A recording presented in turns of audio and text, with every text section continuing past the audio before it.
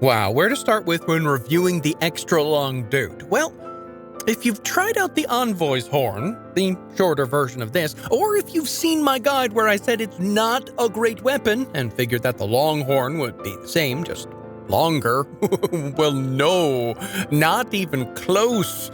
The long horn isn't even in the same class as the short horn. Literally, the short horn is a hammer and this one is a great hammer, and boy, is it great!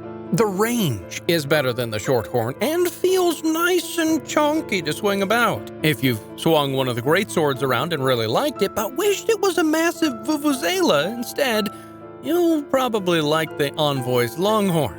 It has a heft and weight that you don't usually get when swinging brass instruments around as blunt weapons, but let's look at the stats. It does a decent amount of physical damage and also does a chunk of holy damage. It scales with strength, dex, and faith, and needs an investment in strength and faith to wield.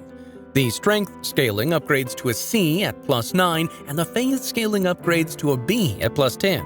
It can't be infused, buffed, or enchanted, and upgrades with somber smithing stones. To grab one, I would highly suggest farming the big bubble brain right outside of the East Capital Rampart site of Grace, since getting them to drop their horn when you kill them in the Heilig tree's branches without dropping the horn way down is quite the chore.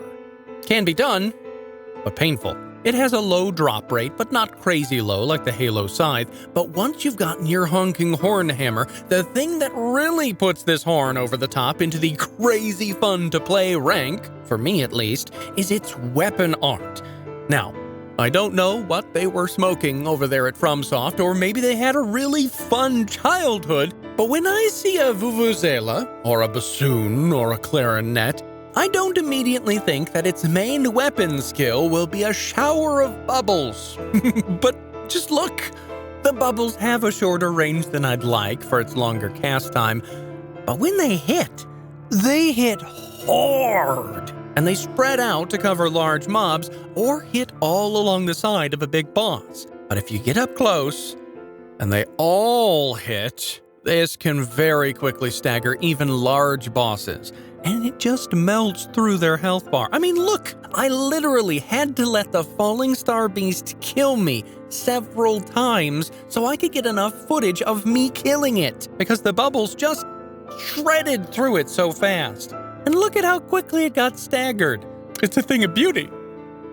On the other hand, it can be a bit tricky on some enemies to get the stagger crit because it might stagger halfway through the bubble swarm, and then the rest of the bubbles just wake it back up. But now let's talk about maxing this bad boy out and what combos well with it so you can get to bubbling up that party of yours. The first thing to grab is the Envoy Crown, as it specifically buffs the weapon skill for the 3 bubble-blowing horns by 15%. And no, it doesn't buff the bubble sorceries, so there's that build out the window. But you can also add in Alexander's Talisman to boost the weapon skills, or the Kyrian Filigreed Crest to make the bubbles cost less FP.